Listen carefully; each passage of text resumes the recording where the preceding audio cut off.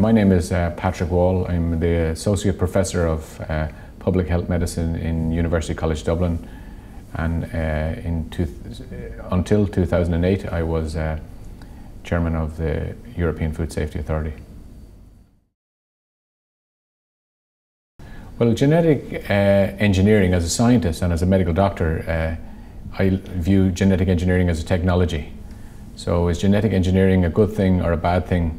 To me, is like saying, is science a good thing or a bad thing? So I think the technology could deliver benefits for society and could deliver benefits for individuals. So the issue for me is how the technology is being used to deliver benefits. And that's the debate I get engaged in, rather than whether it's good or bad.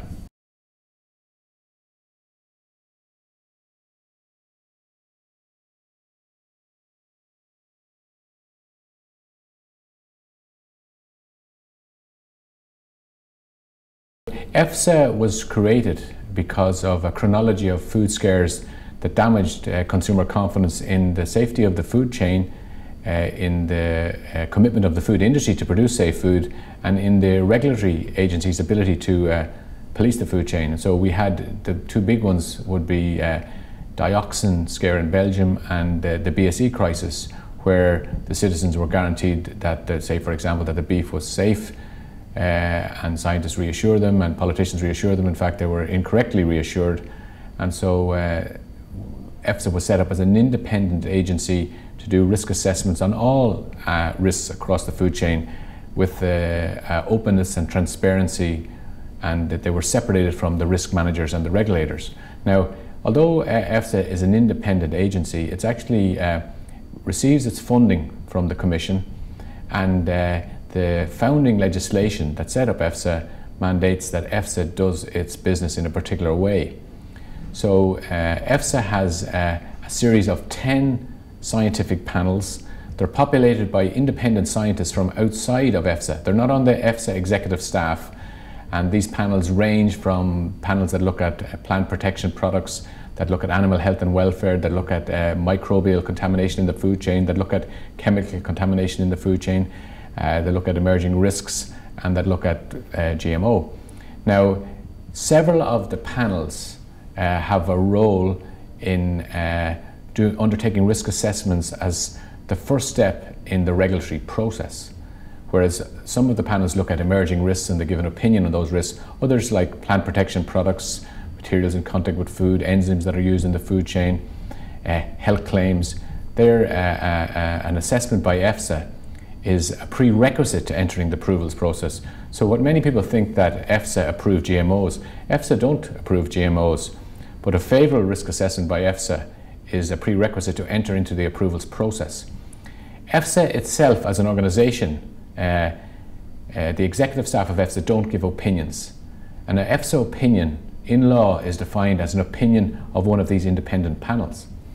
So scientists are selected by a rigid selection procedure. They have to declare their interests on the EFSA website to populate the panels, and every few years the scientists turn over.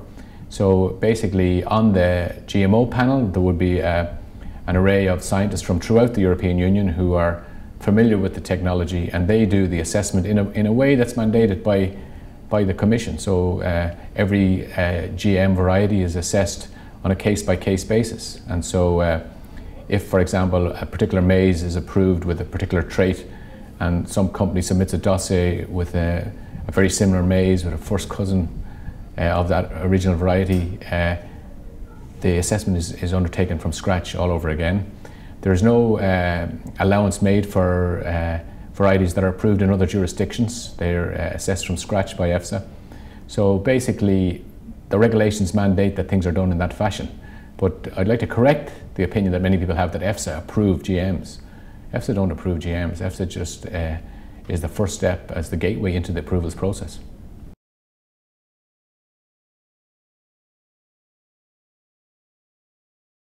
There's no panel in the EFSA 10 panels that comes under more criticism than the GM panel, and nor is there any panel that gets as much publicity. Many of the panels, for example, materials in contact with food or enzymes in the food chain, or flavourings and additives, there's very little publicity associated with them. But the GM debate is so polarised that any decisions by the EFSA panel, there's one group, which is the biotechnology industry, that say that EFSA is too slow. It's taken 18, 24 months to approve products that are approved in months in other jurisdictions.